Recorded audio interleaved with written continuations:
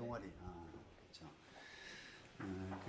이제 그 맞춰가지고 제가 그 주제를 하나 정해봤는데, 뭐 일단 우리가 경매 권리 분석을 할 때 기판력 부분 이런 부분을 좀 생각을 많이 해야 된다라고 하는 이제 그런 주제인데요. 그거에 앞서서 이게 경매를 뭐 저도 많이 하고 있고 경험도 많고 하지만 각별히 좀 이렇게 조심하라라고 하는 뜻으로 이 주제를 택했어요. 좀 이렇게 어설프게 접근하는 분들은 너무 경매를 또 쉽고 만만하게 생각해서 이게 그렇게 좀 잘못된 생각을 하고 계신 분들이 있어요. 근데 그게 본인이 알고 있는 게 전부가 아니거든요. 이게 이제 우리가 빙산의 일각이라고 하잖아요.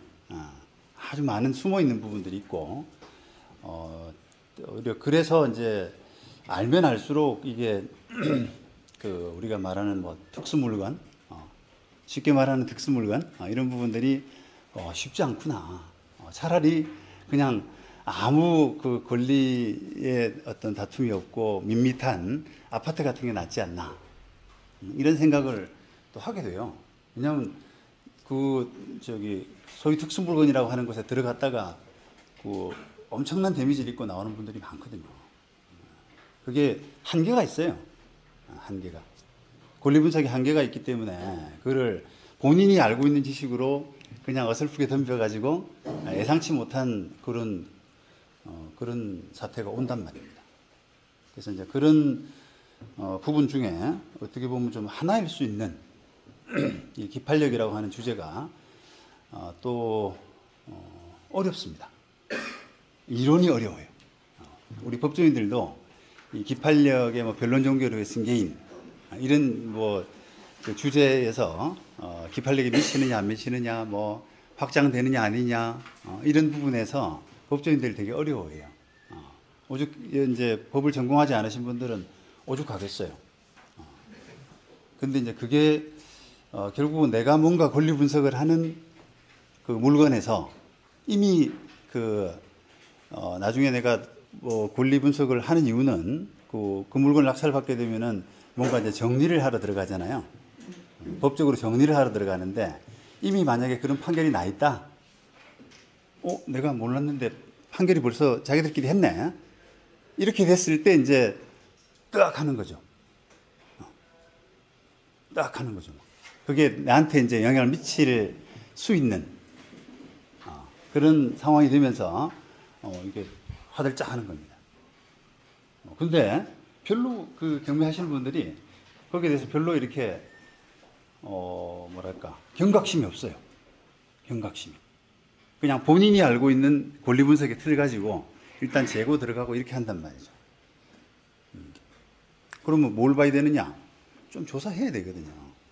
기판력이라는 그런 부분 염두에 두고 뭔가 조사를 해야 된다라고 하는 이제 그런 경매 분석과 관련해서는 그런 부분을 좀 말씀드리고 싶고,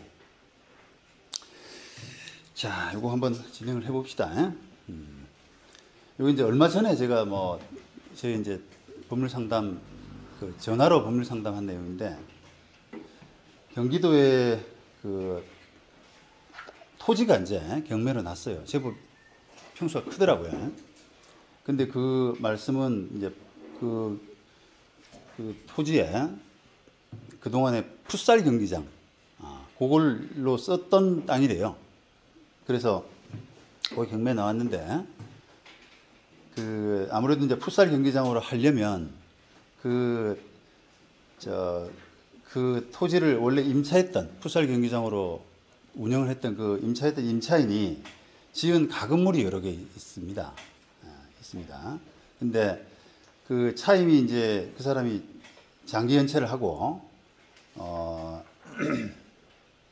경매 채무자인 현재 소유자가 임차인 상대로 해서 건물 철거하고 토지인도 소송을 제기해서 이미 승소 판결을 받아둔 상태로 이제 의뢰인이 알고 있더라고요. 그러니까 땅을 낙찰 받으려고 하는데 이미 땅 소유자가 임차인인 건물 소유자 상대로 풋살 경기장 하던 건물 소유자 상대로 그 건물주죠. 그 토지인도 건물 철거 이런 판결을 이제 받아 둔 걸로 알고 있고요. 그래서 이분이 토지를 낙찰받게 되면 기존 판결의 기판력으로 별도 재판 없이 건물 철거 집행을 할 수 있느냐? 이게 이제 질문이었어요. 물론 이제 그분도 보통의 이제 권리분석처럼 그 땅을 낙찰받고 그 위에 건물이 있다라고 하게 되면 가장 먼저 뭐 법정지상권 이런 것들을 분석을 하잖아요. 그 분석은 물론 하셨고 오늘 그 주제와 관련된 요 이제 기판력 문제 마침 그 종전 토지 소유자가 임차인인 건물주 상대로 토지인도 및 건물 철거 판결이 있다 이렇게 알고 있더라고요. 그래서 그 판결이 나한테도 미치느냐, 다시 말하면 내가 땅을 낙찰받으면 그 종전 토지 소유자가 그 받았던 판결의 기판력을 가지고 나는 별도 재판 없이 바로 집행을 들어갈 수 있느냐. 소위 말하면 이제 승계집행문이라는 거거든요. 승계집행문. 그러니까 원래는 그런 기판력이 안 미친다 그러면 내가 땅을 취득해서 낙찰을 받아서 건물 소유자 상대로 철거 소송을 해야 되잖아요. 토지인도 철거 소송 들어가야 되는데 종전 토지 소유자가 마침 그런 재판을 했답니다. 그래서 승소했답니다. 그러면 별도 재판 없이 바로 집행이 되느냐? 요런 문제거든요. 자, 이게 이제 아까 말씀드린 것처럼 우리가 권리 분석하기에 앞서서 권리 분석과 그 병행해서 그런 관련된 판결이 있었는지 하는 부분을 확인하는 것이 기본적인 절차가 돼야 돼요.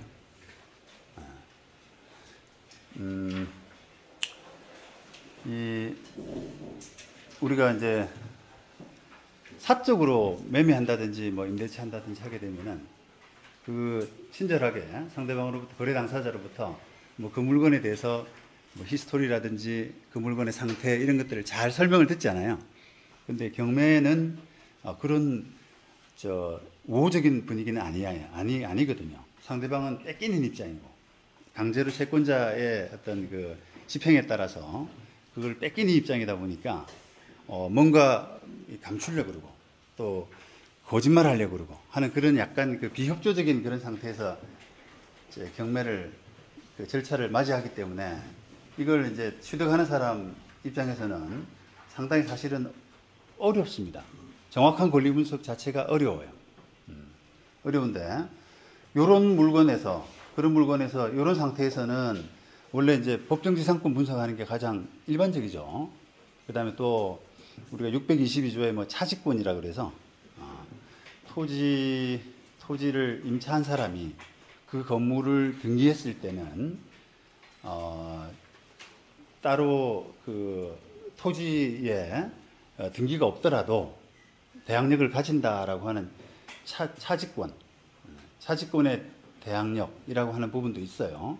그러니까 우리가 땅을 낙찰받는다. 근데 그 위에 건물이 있다라고 하게 되면은 법정지상권 이제 그 건물이 존치하게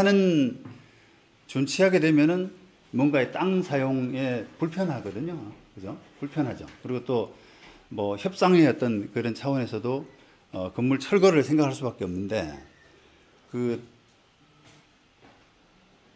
건물 철거 관련해서는 아까 말씀드린 법정지상권, 그 다음에 차지권의 뭐 대항력 622조 이런 부분 좀 생각하시고 뭐 그 정도죠, 그죠? 그 정도. 그 다음에 또 이제 뭐 조금 예외적으로 땅이 집합 건물의 부지다. 집합 건물의 부지다라고 하게 되면은 요즘 뭐 집합건물법 20조에 따라서 그 대직권하고 전유 부분의 분리처분 금지 뭐 이런 부분도 한번 생각해 보셔야 되고 이 정도로 이제 권리 분석을 해야 돼요. 예? 그런데 법정지상권만 달랑 뭐 이렇게 한다든지 또는 그 실체적인 권리 아까 그런 것들만 한다든지 하면 부족하단 말이에요. 하면 이게 지금 오늘 주제는 고전에 어떤 판결이 있었다라고 하게 되면은 나한테 그 영향이 미칠 수가 있죠. 있죠. 그래서 그런 부분이 이제 있었다면 이런 객관적인 만약에 법정지상권 문제를 이야기할 때 객관적인 법정지상권이 있느냐 없느냐 이걸 떠나서 토지를 낙찰받는 사람으로서는 기존 재판 결과에 구속될 수가 있거든요. 구속될 수가 있거든요. 이 사건에서는 지금 뭐 기판력이 미친다 안 미친다 아직은 제가 그 나중에 뒷부분에 가서 뭐 설명을 좀 드릴 텐데 뭔가 좀 아사무사하잖아요. 정전 판결이 있는데 그게 내한테 미치냐 안 미치냐 아사무사하죠. 근데 그게 이제 우리가 말하는 기존 판결의 기판력이 변론, 종결 후 승계인. 변론 종결이란 것은 우리가 심리가 판사가 이제 변론할 때 선고 날짜를 잡기 전의 날짜입니다. 재판해 보신 분들 알겠지만 보통 오늘은 재판 마침, 이제는 재판 마칩니다라고 해서 하고 선고 날짜 정하는 그날을 변론 종결일이라고 그래요. 변론을 마치는 날. 그 다음에 변론이 없는 재판은 그냥 선고날. 이후에 취득, 승계인은 기판력을 받는다. 아주 뒤에 취득한 사람이죠. 그런 이제 부분입니다. 그래서 이런 기판력 때문에 이제 변론 종결의 승계인이 낙찰자를 이제 구속하게 될 수가 있는 거죠. 자, 요게 218조 기판력의 주관적 범위 그래가지고 확정 판결은 당사자 재판을 한 당사자 아까 그 사례로 들어드린 그 경우에는 토지 주인과 그 풋살 경기장 운영하던 사람 그 사람이 이제 당사자 원피고죠 사건에.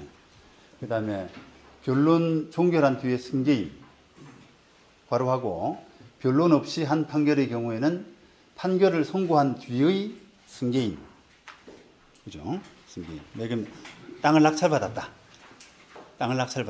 그러면 이제 그 재판의 변론이 끝난 뒤에 승계인이 될 수가 있잖아요. 뭔가 될지 안 될지는 아직 답을 안 드렸어요. 근데 어쨌든 그 재판이 끝난 뒤에 뭔가 토지를 취득한 또는 그 재판이 끝난 뒤에 건물을 취득한 이런 이제 사람이 이런 그 승계인의 어떤 바운더리에 들어가는 것이고 또는 그를 위해서 청구의 목적물을 소지한 사람에 대해서 효력이 미친다. 판결의 효력은 이런 사람들에 대해서 효력이 미친다. 이렇게 했잖아요. 1항의 경우에 당사자가 변론을 종결할 때 또는 변론 없이 한 판결의 경우에는 판결을 선고할 때까지 승계 사실을 진술하지 아니한 때에는 변론을 종결한 뒤 괄호하고 변론 없이 한 판결의 경우에는 판결을 선고한 뒤에 승계한 것으로 추정한다. 그러니까 예를 들어서 아까 그 사건에서 토지 주인이 건물 주인 상대로 땅 비켜주고 건물을 철거해라 이렇게 하는데 실은 그 이제 건물주가 그 재판을 피하기 위해서 그 건물의 소유권을 살짝 넘겼어요. 살짝 넘기고 또는 토지의 점유권을 살짝 넘겼단 말이에요. 변론 중에 넘겼는데 그거를 그 진술을 안 하고 살짝 감추어 놓고 있다가 재판이 다 마치고 판결 선고된 뒤에 집행하러 갔더니만 느닷없이 다른 사람이 피고가 아닌 다른 사람이 내가 재판 중에 넘겨받았는데 이렇게 하게 되면 그 사람은 원래는 판결의 효력을 미치는지 안 미치는지를 알 수가 없잖아요. 그러니까 자기 주장은 변론 종결 전에 승계인이라는 거예요. 근데 판결의 효력이 미치려 그러면은 변론 종결 후에 승계인이 돼야 되거든요.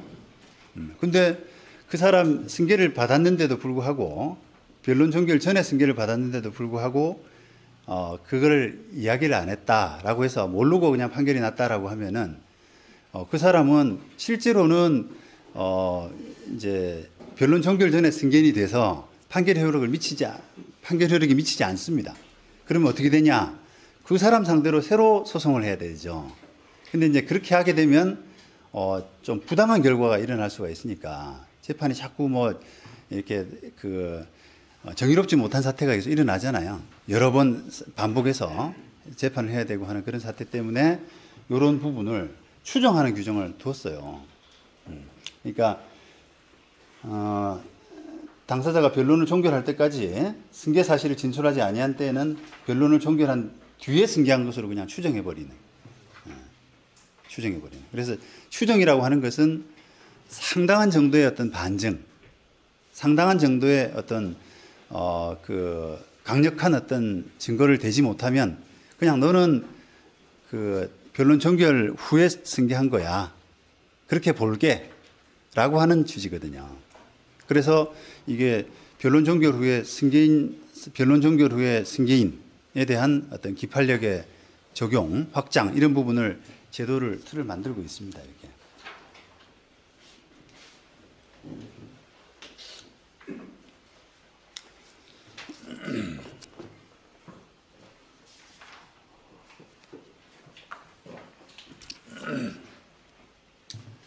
자, 이런 이제 변론 종결 후의 승계인은 결국은 기판력을 받게 되죠. 그러면 새로운 재판이 안 돼요. 그리고 별도 재판 없이 간소한 승계집행문 발급을 통한 강제집행 절차가 가능합니다.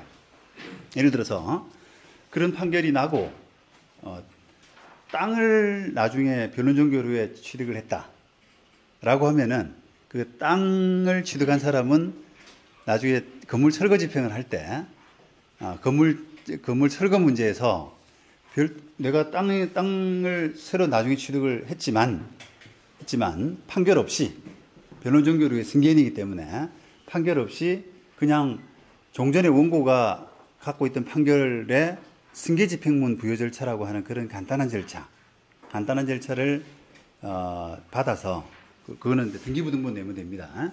등기부등본 내면 자기가 승계인이다라고 하는 부분, 물론 이제 그게 뒤에 가서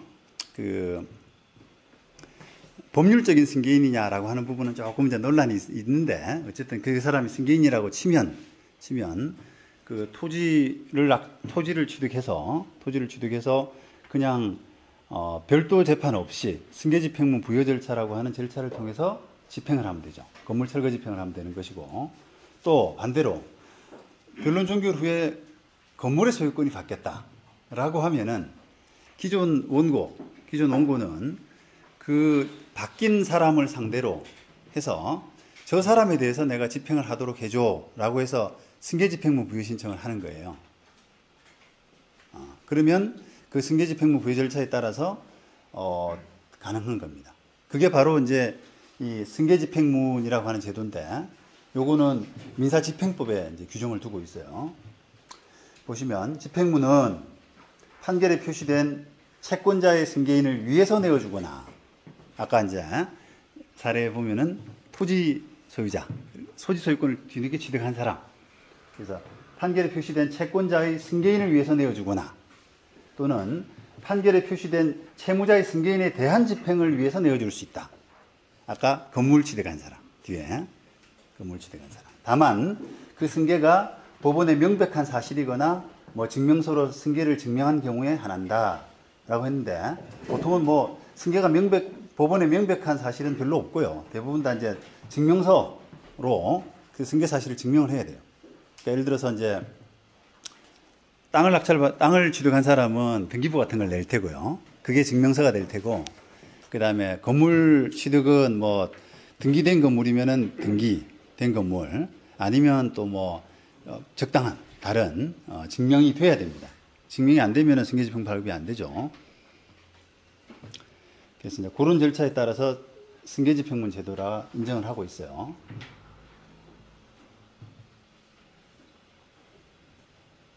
자, 그렇다면 그런 질문 사례에서 만약에 이제 이게 기판력이 미친다라고 하면은 별도 재판 없이 바로 이제 집행이 들어가기 때문에 낙찰받는 사람으로서는 편하죠. 편하죠. 그냥 바로 그냥 일사천리로 승계집행본 발급받고 집행 절차에 돌입할 수가 있습니다. 그러면 훨씬 이제 우월한 지위에서 사건을 마무리할 수가 있는 거예요. 그런데 반대로 아이고 내가 기존 판결이 승소 판결인 줄 알았더니만 토지 주인이 건물 주인 상대로 이겼는 줄 알았는데 져버렸네. 져버렸네. 이렇게 되면은 정반대로 이제 불리한 체제에 놓일 수가 있죠. 재판 잘하면 내가 권리 분석한 바에 따르면은 이길 수 있는 사건인데 왜 졌지? 이렇게 되면 난감하잖아요. 내가 분석한 것은 그냥 나의 재판이라는 것이 없는 그냥 내가 권리 분석한, 내가 새로 취득했을 때 저 사람하고 소송하면 이게 법정지상권이 있고 없고 이런 거를 분석하고 딱 들어갔더니 판결을 내놓는 거예요. 상대방이. 내가 이겼는데. 종전 토지 소유주하고 재판에서 나 이겼어. 그러니까 기판령 미치는 거야. 이렇게 나올 수가 있단 말이죠. 그러면 난감해지죠, 되게. 난감해집니다. 그래서 이런 사적인 거래에 비해서 아무래도 관련 정보 파악이 어려운 이런 경공매 절차일수록 하급심 비롯한 이런 판결 검색을 통해서 관련 분쟁이 존재했는지 사전에 확인하는 것이 권리 분석 못지않게 아주 기본적으로 사실 거쳐야 되는 과정인 겁니다. 과정입니다. 근데 그 부분을 도외시하고 있어요. 더구나 그걸로 밥 먹고 사는 사람도, 경매 컨설턴트라고 하는 그런 사람도 너무 무성의해요. 그래, 만약에 이제 뭐 경매학원에서도 이런 이제 이야기를 하는데, 내가 권리 분석 쫙 해가지고 딱 들어갔더니, 입찰 받고 들어갔더니 판결문 딱 내놓는단 말이에요. 근데 그거를 대법원 이렇게 하급심 검색을 하면 다 나오는 판결들이거든요. 판결들이란 게 우리가 이제 판결 검색이 하급심 판결도 많이 공개가 되고 있습니다만, 아직은 그래도 인터넷에서 찾아볼 수 있는 하급심 판결은 아주 드물고 아주 예외고, 대부분은 대법원 도서관, 전자열람 통해서 그런 대법원 도서관을 가면은 이제 적어도 선고된 대법원 판결은 다 나옵니다. 하급심 판결이나 다 나온단 말이에요. 조정된 건 안 나오고요. 판결로 선고된 건 대부분 나와요. 그런데 그거를 전혀 의식을 못하고 컨설팅을 한다면 그것은 조금 아닙니다. 많이 창피해야 될 일이에요. 많이. 업으로 하는 사람이. 너무 건성인 거예요. 이런 여러분들이 이제 어느 정도 경험이 있는지 모르겠습니다만, 초보들이라면 이해합니다. 판결문 검색도 못할 분들 계시고, 그런 게 판결문 검색이라는 게 처음 있었네. 이렇게 아는 분도 계실 텐데, 그런 분들이라면 이해를 해요. 그런데 돈 받고, 수수료 받고, 업으로 하는 사람이 이런 검색을 안 하고 그냥 뒤통수 맞으면 그건 정말 창피한 거예요. 조금 이렇게 성의가 있으면 가서 좀 하면 되거든요. 하면 돼요. 근데 이제 그게 모르기도 하고, 어떤 분들은 모르고 계시더라고요, 진짜. 컨설팅 하는 분들이 그 판결문 열람 제도가 있는지도 모르는 분도 계시고, 그 다음에 알고도 좀 귀찮은 일이거든. 어쨌든 지금 우리 판결문 공개라는 게 까다로워요. 그게 저도 이제 기성법조인으로서 어떤 투명한 정보 공개 이런 부분에 굉장히 관심이 많은 사람이라 여러 번 이런 법률신문, 대한변호사협회지 이런 데다가 기고도 하고, 이게 뭐냐, 얼마나 그게 판결문 공개 긍정적인 부분이 큰데도 왜 이렇게 자꾸 감추냐? 그거 제한하고 열람을 제한하고 그래서 전국에 딱 한 군데뿐이잖아요 지금. 판결문 하급심 판결 열람할 수 있는 데가 딱 한 군데뿐이에요. 그래서 예약이 정식으로 예약하고 들어가려면 몇 개월씩 걸려요. 지금 오늘 예약하면 한 6개월 뒤에 간다고 그러더라고요. 자리가 딱 4대밖에 5개밖에 없어. 전자열람을 하는데 한 번 가면 1시간 반 정도 주옵니다. 자기 시간을. 그러니까 그렇게 해서 그럼 하루에 타이밍 나오는 게 컴퓨터 한 대당 한 뭐 5명? 4명? 요 정도 돌아가고 그게 5명이라 치더라도 4대 있으면 20명이잖아요. 전국에 모든 사람이 그 하루에 20번 이용할 수 있는 거기를 미어 터지는 거예요, 지금. 필요해요, 그게. 정보들이 많거든요. 판결 정보들이 대단히 유용합니다. 당사자 간의 권리 분석에서는. 더구나 뭐 이제 거기 뭐 우리 같이 경매에 관심 있는 분들뿐 아니라 선거철이 되면은 기자들도 오고 그다음에 그 경선 후보자들 와가지고 상대방 약점 잡고 형사 판결들이 있거든요. 그럼 거기서 무슨 교통사고니 성범죄니 뭐 음주운전이니 이래가지고 그거 캐려고 이렇게 오는 사람들도 많단 말이에요. 그러니까 여러 가지 목적으로 지금 막 오는 분들, 그다음에 온갖 또 사회 문제가 되면은 기자들 이게 막 와가지고 뭐 정의연 이런 거 만약에 요즘 이슈잖아요. 그럼 또 그런 사건들이 있나 또 기자들 와서 검색하고 미어 터지는 곳이긴 한데 나한테는 중요하죠, 그게. 수억, 수십억 이런 뭐 권리를 취득하는데 그거 검색 안 하면 되겠어요? 검색 안 하면 되겠어요? 그 만약에 컨설팅 하는 사람들이 그거를 못 한다라고 하면은 요구해야 돼요, 사실은. 책임질 거냐? 책임질 거냐? 없다는 법이냐? 모든 상황에서 그게 다 생각하면은 거의 다 대부분 다 연관이 돼요. 연관이 돼요. 뒤에도 사례가 나옵니다만은 보통 하면 예를 더 들어볼까요? 지금은 요거 뭐 토지 위에 건물이 있는 경우를 말씀드렸는데 뭐 예를 들어서 아파트 낙찰을 하나 받는다 생각해 보세요. 근데 딱 보기에 허위 임차인이에요. 허위 임차인. 근데 대항력을 주장하고 있어. 대항력을. 근데 허위 임차인인 것 같아서 권리 분석을 쫙 하고 착 들어갔더니 나가 이랬더니 판결문을 딱 내놓는단 말이에요. 종전 소유자하고 벌써 보증금 반환 판결이 딱 있어요. 그러면 어떻게 해? 그러면 어떻게 해요? 물어줘야 될 가능성이 있거든요. 그게 판결이 뭐 허위고 또는 뭐 편취의 의도로 뭐 판결이 무효다라고 볼 정도가 아니라면 물어줘야 될 수도 있단 말이에요. 그럼 백날 그 권리 분석하면 뭐합니까? 백날 권리 분석하면 뭐예요? 뜬구름 잡는 이야기지. 그렇거든요.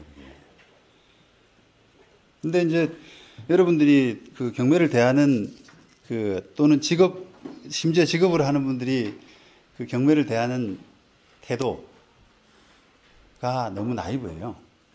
제가 볼 때. 근데 그걸 뭐 그렇게 다 경매가 이렇게 무시무시한 거예요. 이렇게 하면은 누가 하나? 그죠? 안 할 거 아닙니까? 겁이 나서 하겠어요. 다 자기들한테 중요한 재산이고 한데 안 되지. 근데 이제 그런 업에 종사하는 사람들은 제가 볼 때는 그렇게 뭐 남의 그 권리 뭐 피해가는 거 이런 거 그렇게 큰 뭐 관심이 없는 것 같아. 제가 느끼는 것, 일선에서 느끼는 것은 에이 뭐 확률이 뭐 얼마나 돼서 그 확률이 얼마나 돼서 내가 그까지 가서 뭐 검색하고 자기 복이지 뭐 이런 분들이 많단 말입니다. 당사자는 안 그렇죠. 내 재산을 내가 투자하는 사람이면 이 이야기 들으면 정말 쭈삣하죠, 머리가.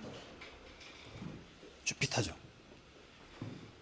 이거 뭐 큰일 나겠다, 정말. 좀 돈 벌려고, 몇 푼 벌려고 들어갔다가 큰일 나겠다, 이런 생각을 하는데, 경매를 업으로 하는 사람은 이제 나이브하단 말입니다. 한 건, 두 건 하는 것도 아니고, 내가.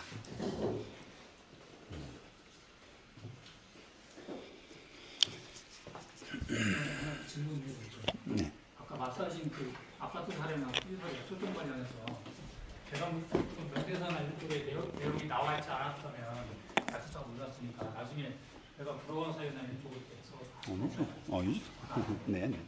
그게 이제 매각 불허가 사유 정도까지 되려면은 그 매각 물권 명세서에 나와 있는 내용하고 정면으로 배치되는 정도가 돼야 돼요. 예를 들어서 세입자의 주민에서 점유하고 있는 사람이 그 주민등록 같은 게 선순위로 있는데도 불구하고 그 조사관이 경매 그 조사관이 조사를 잘 못해서 안 올랐다 이런 거라든지 정도 정면으로 배치되는 정도가 돼야 매각 물건이 이제 매각 경매가 취소된다거나 뭐 불허가 된다거나 그렇게 하지. 지금 이런 사유들은 그냥 숨어 있는 거예요. 그냥 숨어 있는 건데 그거를 법원도 알 수 없거든요. 경매법원도 알 수 없고 아무도 알 수 없어요. 그러니까 경매 매각 불허가 이런 거하고는 전혀 관계가 없습니다.